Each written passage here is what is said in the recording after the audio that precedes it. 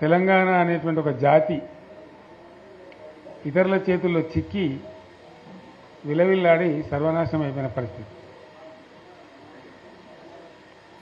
మీకు ఇంకో విషయం కూడా చెప్పాలి, మీరు జహీరాబాద్ నుంచి వచ్చినారు కాబట్టి. నేను ఉద్యమానికి ఇక పోవాలి, ఇక తప్పదు, తెలంగాణ అయితే తప్ప ఈ గడ్డకు విముక్తి రాదు, ఈ రైతులు బాగుపడరు, ఖచ్చితంగా 600 తేల్చుకోవాలని చెప్పి ఒక నిర్ణయానికి వచ్చింది. నిర్ణయానికి వచ్చిన తర్వాత రంగారెడ్డి జిల్లాలో నాకు ఒక భూమి ఉంది.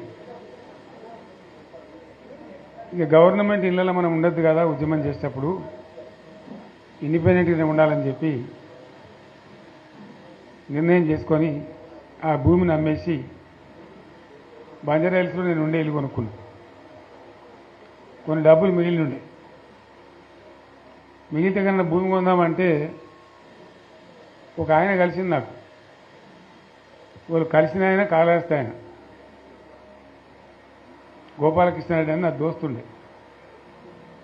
ఎక్కడ పోయినామంటే ఇట్లా ఇల్లు కట్టుకుంటున్నా అని చెప్పి కొన్ని డబ్బుల్ని భూమి కొనుక్కోవాలంటే, నెల్లూరు ఆయన ఒక ఆయన ఉన్నాడు,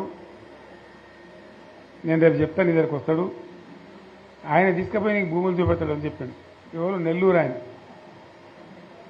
సరే రాని మానికైతే చూద్దామని నేను పొద్దున వచ్చింది. వచ్చిన తర్వాత పోదాం సార్ అని బయలుదేరినాం. బయలుదేరిన తర్వాత ఇక చక్కగా నారాయణఖేడ్ దాకా పోవాలి సార్ అని. సరే మంచిది పా అని చెప్పి సదాశివపేట కన్నా ముందు నుంచి చూపెడుతుంది నాకు. సదాశివపేట కన్నా జర ముందు నుంచి ఆడ 1700 ఎకరాలు ఆయనే అడ్వాన్స్ ఇచ్చాడు. 1700 ఎకరాలు. ఇక ఆ నుంచి ముందుకు పోతుంటే ఇది పలానది, ఇది పలానది, ఇది పలానది చెప్పుకుంటా జైరాబాద్ టౌన్కి వచ్చింది. వచ్చిన తర్వాత కొంచెం ఇప్పుడు అది మొగడంపల్లి మండలం అయిందేమో, ఆడ దిక్కు తీసుకొని పోయింది కొంత దూరం. అప్పుడు జైరాబాద్ మండలం ఉండేది. తీసుకొని పోయి చూపించండి ఇవన్నీ పలాంది పలాంది. అలా ఒక్కంది కూడా మన తెలంగాణలో పోయలేదు, అన్ని ఆంధ్రలో పోయలేదు.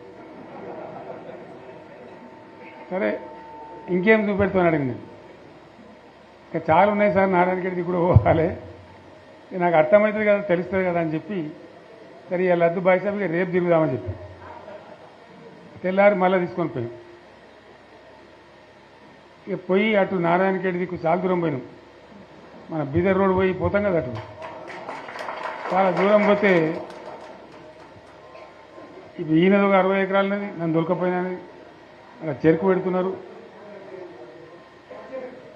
జరిగి మళ్ళీ మొగడంపల్లి ఇతరులకి జైరాబాద్ రూరల్ మండలం తీసుకొచ్చి వచ్చిన మన బుదేరా గుట్ట ఉంటుంది కదా, అసలు మట్టి గుట్ట ఎక్కించి నిలబడితే మొత్తం కనబడుతున్నాయి ఇట్లా మామిడి తోటలు, ఫామ్ హౌజులు.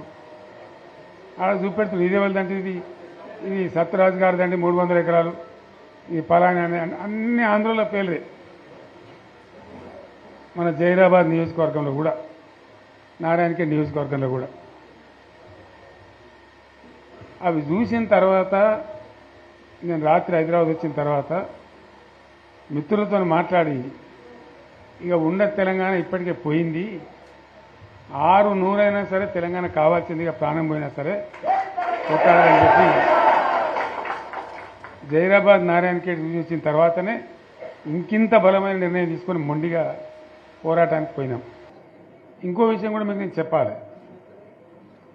అయితే ఇతరులు వచ్చి తెలంగాణ భూములు ఆక్రమించడానికి, తెలంగాణ ఉద్యోగాలు కొట్టేయడానికి, తెలంగాణ నీళ్లు మలుపుకొని పోవడానికి ఎవరు కారణం? దీనికి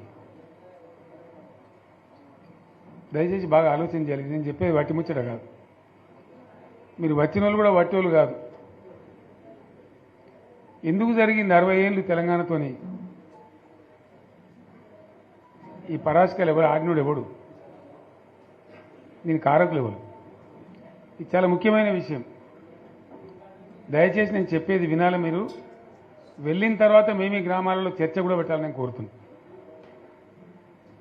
తెలంగాణ ఆగమైపోవద్దు కదా, నబటోని ముందర జారిపడద్దు కదా, మనకు కూడా చీము నెత్తురు పౌరుషం ఉండాలి కదా. ఏం జరిగింది? ఎవడు దీన్ని నాశనం పట్టించినాడు? ఎవడు? కాదు కాదు మన తెలంగాణ వాళ్ళే.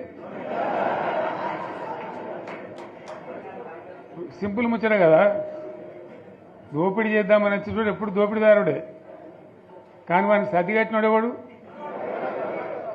నేను ఉద్యమంలో చెప్పే కదా, కత్తి ఆంధ్ర ఉందే కానీ పొడిచేటోడు తెలంగాణ వాడే. వాస్తవం చెప్తున్నాను నేను మీకు. ఆ రోజు కూడా అదే కథ. తెలంగాణలో గట్టిగా ఉంటే ఆనాడున్న కాంగ్రెస్ నాయకులు సమస్య లేదు మాది మేము ఉంటామంటే ఎందుకు కలుపుతుంది ఆంధ్రతోని? ఏమక్కడ ఏర్పడుతుండే? మనోళ్ళ యొక్క తెలివి తక్కువతనము బలహీనతనే మనల్ని జబర్దస్తి వంచబోయి ఆంధ్రలో కలిపించు. ఆ గోస 60 ఏళ్ళు అనుభవించినాం మనం. ఏం గోస అది నాకు అర్థం కాదు. లేక కాదు కదా. కరెంటుకి ఏం గోస పడ్డాం? ఏం పరాస్కలాడు మనతోని? ఒకడు బట్టలు ఆరేయాలంటాడు, ఇంకోటి అంటాడు. జోకులు మన మీద.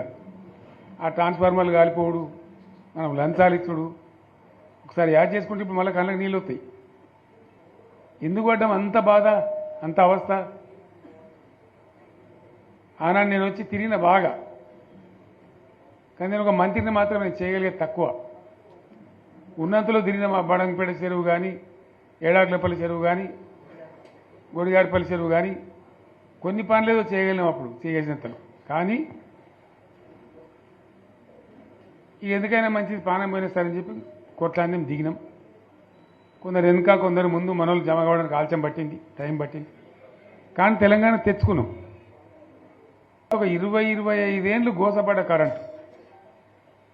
25 ఏళ్ళు కదా. మూటలు గాలుడు, ట్రాన్స్ఫారం గాలుడు, లంచాలిచ్చుడు, అంత గోసపడ్డటువంటి బాధను 6-7 నెలలనే 24 గంటలు అందరికీ కరెంట్ స్టడీ చేసినాం. మరి కాంగ్రెస్ వాళ్ళు చాలా పెద్ద సిపాయిలైనది. ఒకరిని మించిన వాడు ఓడుండే. మరి వాళ్ళు ఎందుకు చేయలేకపోయింది 25 ఏళ్లలో? మన తెలంగాణ వచ్చినాక మరి మనం ఎట్లా చేసుకున్నాం నడుపుకున్నాం 7-8 ఏళ్ళు. మంచినీళ్ళ బాధ పూర్తిగా తీర్చుకున్నాం. ప్రతి ఇంటికి నల్లాల ద్వారా నీళ్ళు వచ్చాడు, ప్రతి ఇంట్లో నల్లా పెట్టి నీళ్ళు ఇచ్చుకున్నాం. తెలంగాణ వస్తే లాభమైంది, మా ప్రజలకు కొన్ని మౌలికమైన బాధలు పోవాలి, కొన్ని అవస్థలు తీరాలని చెప్పి మిషన్ భగీరథ కావచ్చు, మరొకటి కావచ్చు, కరెంటు కావచ్చు తెచ్చుకున్నాం. 24 గంటలు కరెంట్ ఇచ్చుకున్నాం.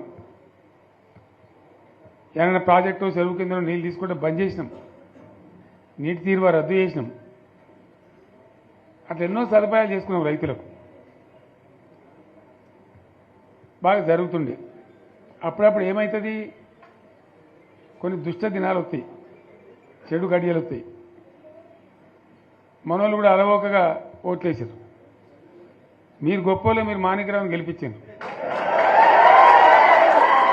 కానీ కొన్ని నియోజకవర్గాలలో నేను చెప్పినా కూడా అప్పుడు మంది మాటలు పట్టుకొని మారుమానం పోతే మళ్ళీ వరకు ఇల్లు కాలిపోతుంది, వీళ్ళని నమ్మితే అమాంతం మింగుతారు, మోసపోతాం. రైతు బంధుకు రామరామ అంటారు, దళిత బంధుకు జై భీమ్ అంటారు, వీళ్ళు ముంచుతారా నాయన అని చెప్పిన నేను. ఏమో మీ సంగతి ఎంతో చూద్దామని ఆయనతో వేసారు. వేసింది ఇరుకపోయారు, బాయిలో పడ్డారు, అయిపోయి ఉన్నాయి అన్ని వీక్. ఇప్పుడు మళ్ళీ మొదటికి వచ్చానా కైలాసం ఆడలో పెద్ద పామింగినట్టు అయింది మళ్ళీ. అంతే కదా, గ్యారంటీగా మంచిగా సంసారం జరుగుతుంది. ఇద్దరు తువ్వకొచ్చినాం. రైతులు ఇంత ముఖం తెలివి అవుతుండ్రి, ఇంత బాకీలు కట్టుకుంటుండ్రి. ఎంతోమంది పాపం సిటీలు వేసుకుందరు, ఏదో వేసుకుందరు. రైతు బంధు పైసలు పడితే ఎంత సంతోషం ఉంటుండే. ఆయన పోయిన ఇప్పుడు గంగలు గడిచిపోయింది. ఇప్పుడు వాడు ఇత్తడో ఏడో భగవంతుని కనుక